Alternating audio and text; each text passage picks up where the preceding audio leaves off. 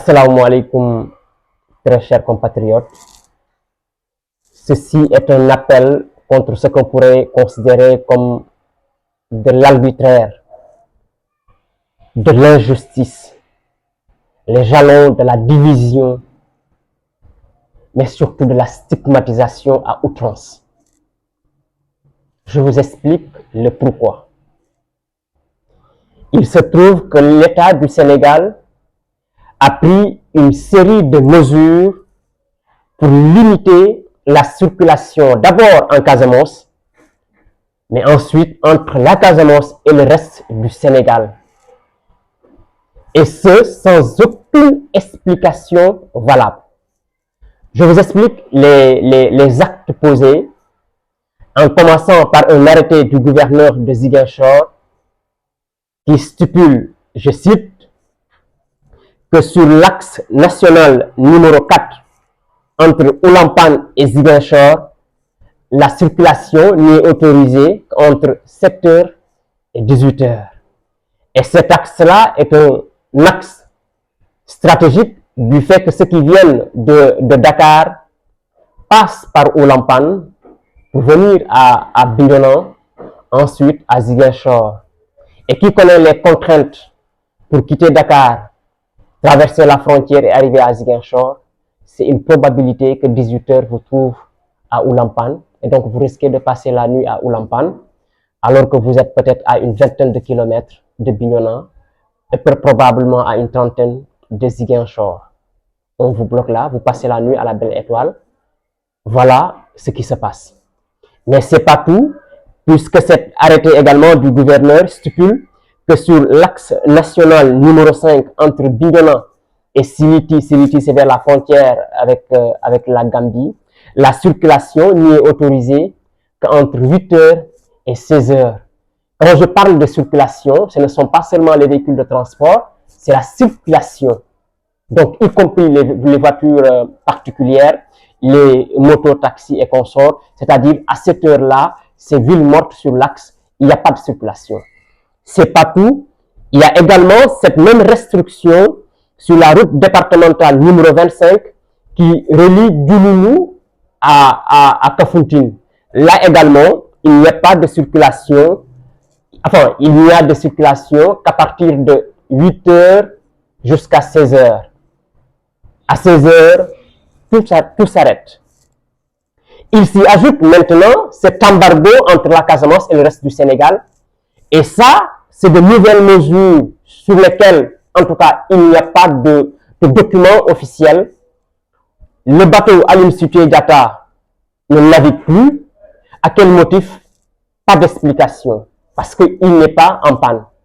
Et aucun autre bateau d'ailleurs, en ce moment, transportant des passagers, ne navigue entre Ziguinchor et Dakar. Par ailleurs, nous avons reçu comme information qu'il y a une suspension des bus de Dakar Demdik qui font la navette entre Dakar, Bignona, Ziguinchor, disons Dakar et la Casamance. À quel motif?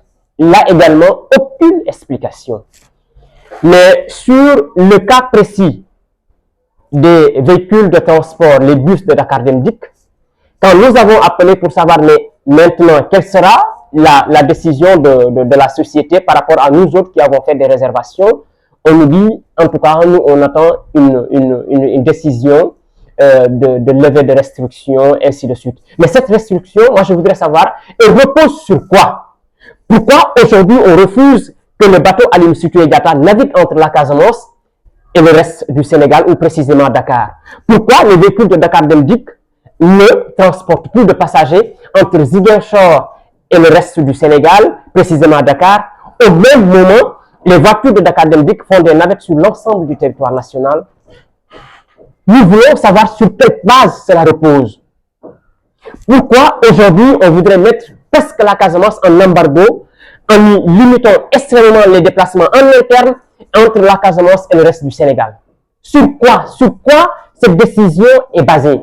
Elle repose sur quel principe? Je voudrais rappeler au président Macky Sall que s'il est président aujourd'hui, c'est parce qu'il y a eu la contribution des hommes des femmes de tout âge confondu de la Casamance qui avaient voté massivement pour lui. Et pendant longtemps, la Casamance a voté pour le président Macky Sall. Cette même Casamance-là, dans sa majorité, si elle décide de militer pour quelqu'un d'autre, c'est son droit le plus absolu. On ne peut pas politiser certaines choses. Il y a des limites dans les actes que nous posons et qui n'ont de soubassement que dans la politique. La Casamance est un moyen important de ce Sénégal-là. La Casamance a une histoire. Sous aucun prétexte aujourd'hui, on devrait remettre le couteau dans la plaie, le renier à outrance et s'attendre à ce que les choses soient calmes comme si de rien n'était. Ce n'est pas possible. Ce qui se passe, c'est de la violence. Mais économiquement, lorsque on applique les restrictions de la circulation en interne déjà, c'est pesant. Si on y ajoute maintenant les restrictions entre la Casamance et le Sénégal, ça devient encore plus grave et plus sérieux. Et j'en interpelle aujourd'hui tous ceux qui sont auprès du président de la République, qu'ils soient de la Casamance ou pas, mais particulièrement ceux qui sont de la Casamance. Comment est-ce que vous pouvez accepter que le président pose de tels actes contre vous, d'ailleurs, leader politique de la Casamance, vous que la Casamance a tout donné. Si aujourd'hui vous avez un leadership national, vous le tirez essentiellement de gens de la Casamance qui vous ont soutenu, qui ont prouvé au président de la République que vous étiez soutenu ou que vous aviez une base, excusez-moi de la répétition. Nous n'accepterons pas cet embargo. Je vais commencer d'abord par la société Dakar Dem Dikk. Moi, j'ai fait une réservation et nous sommes nombreux à l'avoir faite. Il y a de cela près de 3 semaines. Donc, s'il y a restriction, d'ailleurs, d'abord, je voulais dire, il faut qu'on nous dise pourquoi. Et ensuite, il va falloir penser à rembourser avant la date de réservation. C'est-à-dire, si moi j'avais réservé pour le 24 et que je pars par le 24, vous me remboursez mon ticket. Et nous allons nous organiser au-delà des usagers, au-delà de ceux qui ont fait des réservations, mais la Casamance tout entière, à faire en sorte que cet embargo soit levé. C'est une entrave à la libre circulation des personnes et des biens. Ça ne repose sur aucun principe. Ça ne repose sur aucune norme de droit. Ça ne repose sur aucune logique. Ce n'est que le prolongement d'une stigmatisation que les Casamancés sont victimes depuis qu'il y a cette vague de soutien à Ousmane Sonko. Est-ce que le président de la République, Macky Sall, souhaiterait, si demain il n'est pas là, que les mêmes restrictions soient posées aux populations de Fouta, qui votent majoritairement pour le président Macky Sall? Il faut un peu de sérieux. Ce qui se passe est malhonnête. Ceux qui soutiennent cette mesure sont malhonnêtes. Ceux qui l'appliquent, c'est de la malhonnêteté. Ce n'est pas acceptable. Et il s'y ajoute, et je termine par là, que tous ceux qui, par différents moyens, quittent la Casamance pour venir à Dakar sont victimes de fouilles.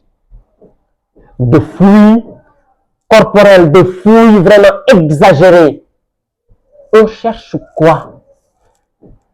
Ces Casamanciens-là ne sont pas libres de choisir qui ils veulent soutenir. Il faut que ça s'arrête.